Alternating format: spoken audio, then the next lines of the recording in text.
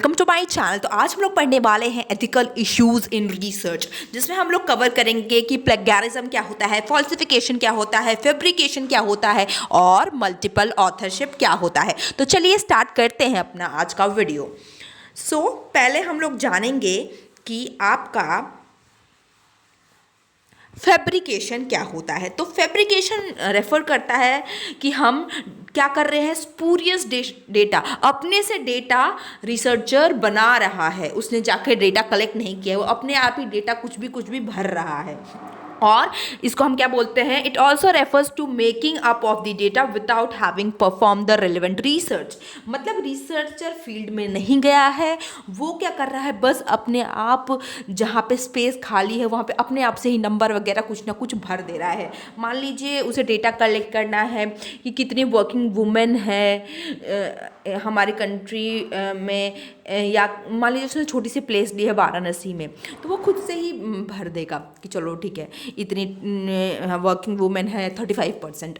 तो ये उसने डेटा भी नहीं कलेक्ट करने गया और अपने मर्जी से 35% भर दे रहा है। That is fabrication of data. Next पे चलते हैं। नेक्स्ट है हमारा नेक्स्ट इज फॉल्सिफिकेशन।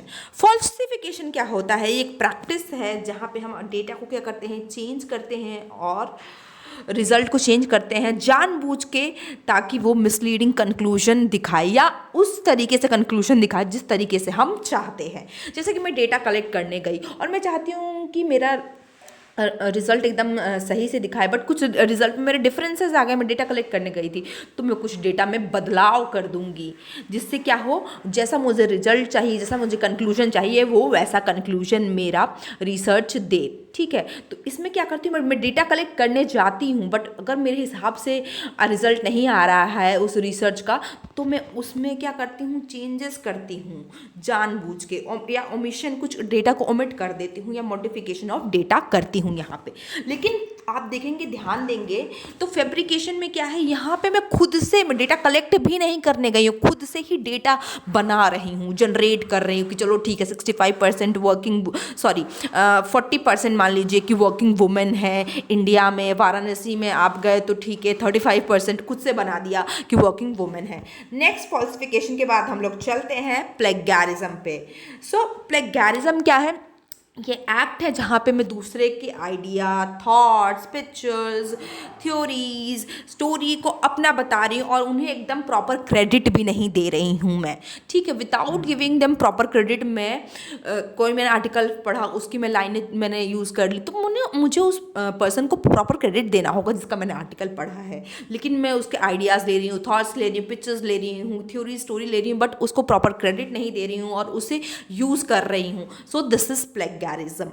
प्लेगैरिज्म क्या है, बोथ आपका इलीगल है एज वेल एज एक पनिशेबल एक्ट भी है, both illegal as well as punishable act, and it is same.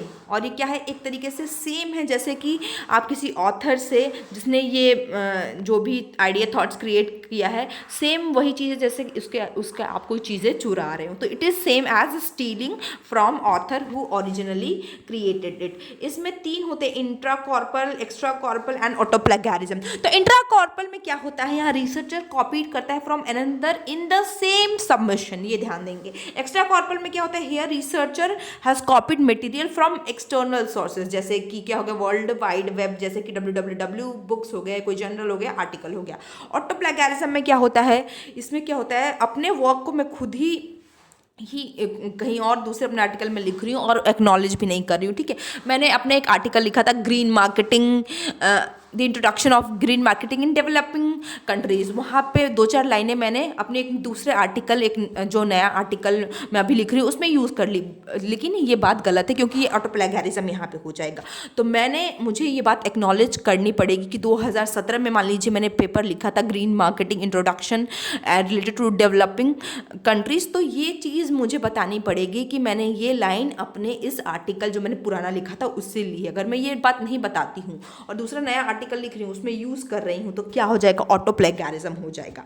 It is citing one's own work without the acknowledgement. Next पे चलते हैं, मल्टीपल ऑथरशिप क्या होती है। तो मल्टीपल आपका क्या होता है, ऑथरशिप क्या होती है, it refers to inappropriate assignment of credit such as excluding other authors name and inclusion of other as author. मान लीजिए जो इम्पॉर्टेंट पर्सन था, उसने बहुत ज़्यादा कंट्रीब्यूशन की थी रिसर्च में, उसका नाम हटा के मैं किसी और पर्सन का नाम एज ऑथर लिख दे रही हूँ जिसने कुछ भी उतनी कंट्रीब्यूशन नहीं दी है, ठीक है, तो इसे हम लोग मल्टीपल ऑथरशिप कहते हैं। क्या होता है, excluding other authors name and inclusion of other as author who has not made a definite contribution toward the work published. तो आपको समझ में आया होगा कि मल्टीपल ऑथरशिप क्या होती है। जिस पर्सन ने बहुत ज़्यादा कंट्रीब्यूशन की है रिसर्च में, उसका नाम हटा के किसी और ऑथर का नाम लिख देना जिसने ज़्यादा कंट्रीब्यूशन नहीं किया, this is your multiple authorship. And hope you understand what is falsification, fabrication, plagiarism. Like, share and subscribe. Till then, bye bye, have a nice day ahead.